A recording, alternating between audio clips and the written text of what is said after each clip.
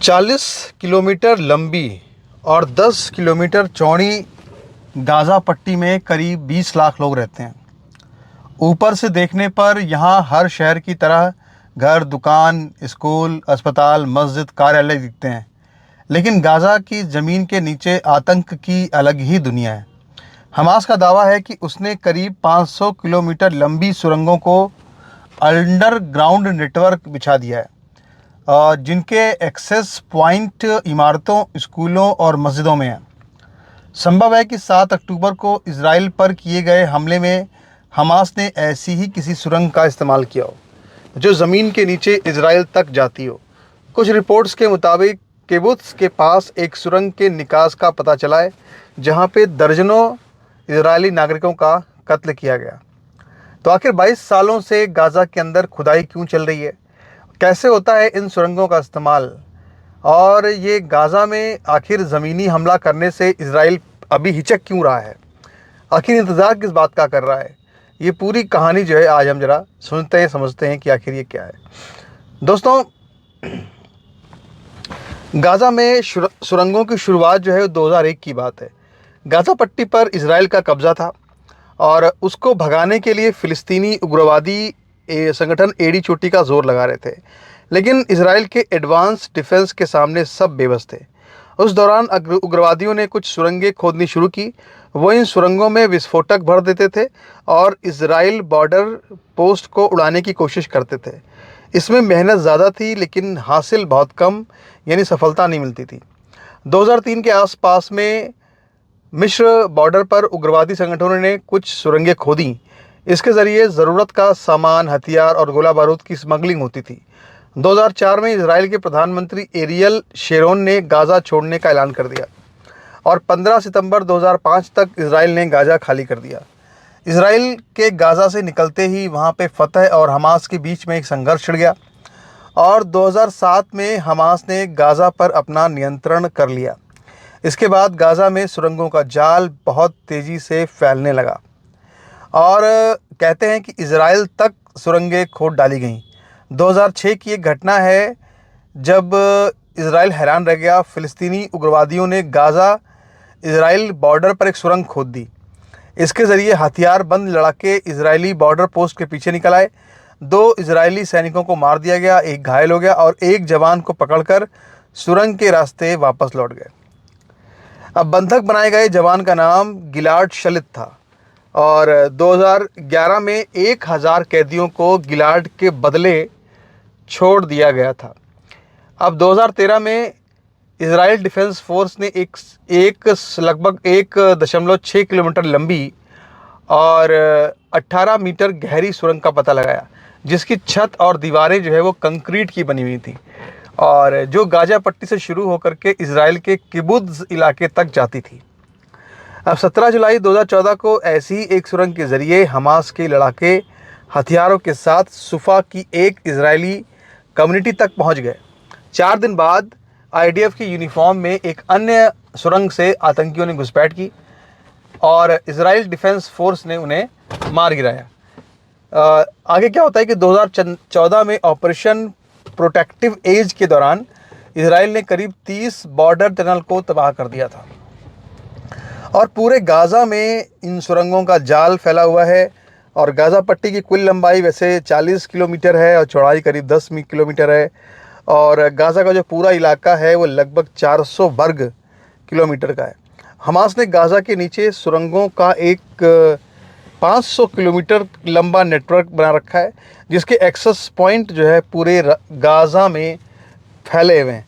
Hamas ने Gaza के घने इलाकों में ये सुरंगें बना रखी हैं। कई बार इन सुरंगों के एक्सेस पॉइंट स्कूल, मस्जिद और अस्पताल और अन्य सिविलियन बिल्डिंग्स होती हैं। हमास जानबूझकर ऐसी जगह चुनता है जहां पे इजराइल डिफेंस फोर्स के हमले की संभावना कम होती है। इन जगहों में सुरंगों को लोकेट करना लगभग असंभव है। हमास इन सुरंगों का इस्तेमाल हथियारों, बंकरों, कमांड सेंटर्स और गोला बारूद के ट्रांसपोर्टेशन में करता है। एक वक्त में गाज़ा और मिस्र के बॉर्डर पर करीब 2500 सुरंगें थीं। 2010 में इजराइल ने ज़्यादातर सामानों की इंपोर्ट की अनुमति दे दी, जिसमें स्मगलिंग कम हो गई। मिस्र ने बाद में अधिकांश टनल्स को बंद करा दिया। 2021 में इसराइल ने दावा किया कि उसने हमास की 100 से ज़्यादा सुरंगें तबाह कर दी हैं। हालांकि हमास ने कहा कि ये उनकी कुल सुरंगों का 5% भी नहीं है। 2021 के इस मैप में वो लोकेशंस दिखाई गई हैं जहां इसराइल ने हमास की सुरंगें तबाह की थी। तो इसमें बीट हनून है, इसमें खान यूनुस है, यहाँ पे सुरंगें थी।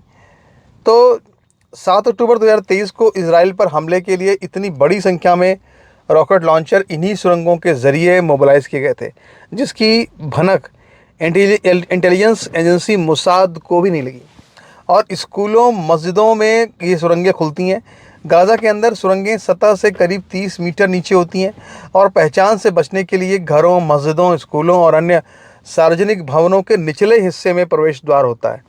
यानी कई मौक़ों पर हमास ने यूनाइटेड नेशंस की फैसिलिटीज़ का भी इस्तेमाल किया है। पहली बार इसका पता जो 2014 में ऑपरेशन प्रोटेक्टिव एज के दौरान चला था, जब UNRWA स्कूल से 3 बार हथियार पकड़े गए। 1 जून 2007 को UNRWA ने ऐलान कर दिया था कि इसके 2 स्कूलों से हमास की अटैक टनल का पता चला है, the Magji preparatory boys school और the Magji elementary boys and B school में। 15 अक्टूबर 2017 को UNRWA ने बेत हनून में एक और मिडिल स्कूल के नीचे हमास की सुरंग का खुलासा किया। UNRWA के वर्कर और स्टूडेंट्स के खतरे में डालने के लिए हमास की निंदा की गई। एक्सपर्ट्स के मुताबिक गाज़ा के अंदर सुरंगों का हमास नियमित प्रयोग करता है। वे लंबे समय तक रहने के लिए अधिक आरामदायक जगह है। यहाँ बिजली और रोशनी का इंतज़ाम है। यहाँ आप खड़े होकर आसानी से घूम सकते हैं। हमास ने हाल के दिनों में सुरंग बनाने में महारत हासिल कर ली है और अंतर्राष्ट्रीय मदद से जो पैसा आया वो सारा पैसा भी सुरंगों में खपा दिया गया। इजराइल डिफेंस फोर्स का दावा है कि हमास ने युद्ध में नष्ट हुए घरों को दोबारा बनाने के लिए भेजी गई आर्थिक मदद और लाखों टन सीमेंट का उपयोग सुरंगें बनाने में किया है। आप सोचिए, जो उनको आर्थिक मदद मिल रही थी उसकी उन्होंने सुरंगें बना डाली। ठीक है, तो गाज़ा में सिविल प्रोजेक्ट्स के लिए इजराइल बड़ी मात्रा में कंस्ट्रक्शन मटेरियल ट्रांसफ़र करता है। इजराइल के मुताबिक हज़ारों ट्रक सीमेंट, लकड़ी, लोहा, जिनसे गाज़ा में घर, अस्पताल, स्कूल, लाइब्रेरी बन सकते थे, लेकिन हमास ने इनका इस्तेमाल अपनी आतंक की अंडरग्राउंड सिटी बनाने में किया। हमास की एक टनल में 350 ट्रक बिल्डिंग सप्लाई लगती है। इतने मटेरियल के लिए 86 घर, 7 मस्जिदें, 6 स्कूल और 19 मेडिकल क्लिनिक्स बनाई जा सकती है। इस सुरंग की कीमत $30 लाख यानी करीब 25 करोड़ होती है। और 2014 में ऑपरेशन प्रोजेक्टिव एज के बाद हमास का सिविल अफेयर्स बजट लगातार कम हुआ, लेकिन मिलिट्री बजट 15% से बढ़ाकर 55% कर दिया गया। एक अनुमान के मुताबिक हमास ने अपने टनल बिल्डिंग के नेटवर्क में $15 करोड़ यानी करीब 1200 करोड़ रुपए से ज़्यादा का निवेश किया हुआ है। और सुरंगों के लिए इजराइल सेना में एक स्पेशल यूनिट है जिसे याहालोम यूनिट कहते हैं। 2014 के ऑपरेशन प्रोटेक्टिव एज से पहले हमास ने कई क्रॉस बॉर्डर टनल बना ली थी। इसमें जंग का रुख अंडरग्राउंड हो गया। उनका मकसद इजरायली कम्युनिटीज़ में घुसकर नागरिकों पर हमला करना है। कई बार वो सफल भी हुए। इस बढ़ते खतरे का सामना करने के लिए इजराइल ने अपनी याहालोम यूनिट में सोल्जर्स की संख्या दोगुनी कर दी है। याहालोम कॉम्बैट इंजीनियरिंग कॉर्प्स की एलीट यूनिट कमांडो है। याहालोम इन सुरंगों को खोजने, क्लियर करने और नष्ट करने माहिर है। याहालोम यूनिट के कमांडर कर्नल यारोन के मुताबिक सुरंगों से जंग की सबसे बड़ी चुनौती ये है कि दुश्मन ज़मीन के ऊपर अपने कोई निशान नहीं छोड़ता। आप समझ पा रहे हैं कितना कठिन है। वो IDF के सैनिकों को नुकसान पहुंचाने के लिए अपनी सुरंगों का फाउंडेशन तक गिरा देते हैं। ये टेक्सास वियतनाम जंग में इस्तेमाल की गई थी। IDF की ग्राउंड और एयरफोर्स समय समय पर सर्च और अटैक ऑपरेशन चलाती है, लेकिन ये सुरंगें सिविलियन स्ट्रक्चर या ओपन एरियाज़ में अच्छी तरह छुपी होती हैं।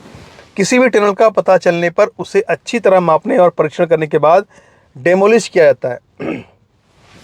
और इजराइल का कहना है कि वो गाज़ा में ज़मीन के नीचे बिछी सुरंगों को जाल को निशाना बना रहा है। इजरायली सेना के प्रवक्ता के मुताबिक गाज़ा की ऊपरी परत पर आम लोग रहते हैं और जो नीचे की परत है उसका इस्तेमाल हमास के आतंकवादी करते हैं। हम दूसरी परत को निशाना बना रहे हैं जो गाज़ा में ज़मीन के नीचे है। हालांकि ये इतना आसान नहीं है। 2021 में हुए संघर्ष के दौरान गाज़ा शहर में 3 रिहायशी इमारतें इजरायली हमले में गिरी थीं और वहाँ पे 42 लोगों की जान चली गई थी। तब इजरायल सेना ने कहा था कि उसके निशाने पर अंडरग्राउंड सुरंगें थीं। इस पर कई सवाल भी उठे थे। सुरंगों के नेटवर्क की वजह से इजरायली सेना की टेक्नोलॉजी और इंटेलिजेंस नेटवर्क की मजबूती भी बहुत कम हो जाती है। ये सब समस्याएं अब इजराइल के ज़मीनी कब्जे के दौरान इन सुरंगों को में विस्फोटक बढ़कर उड़ाया जा सकता है। यहाँ से अचानक हमला किया जा सकता है। इजरायली एयरफोर्स सुरंगों को शिनाख्त हो जाने पर उन्हें ध्वस्त करने के लिए बंकर बस्टर JBU-28 बमों का इस्तेमाल भी कर सकती है।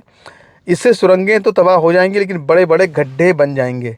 अमेरिकी सेना के पूर्व अधिकारी ब्रेडली बोमन के मुताबिक हमास आतंकियों की एक बड़ी संख्या एयर स्ट्राइक में बच सकती है। हमास ने इनके खाने पीने का सामान रखा होगा। ऐसे में उनके बाहर आने का भी कोई खास कारण नहीं है।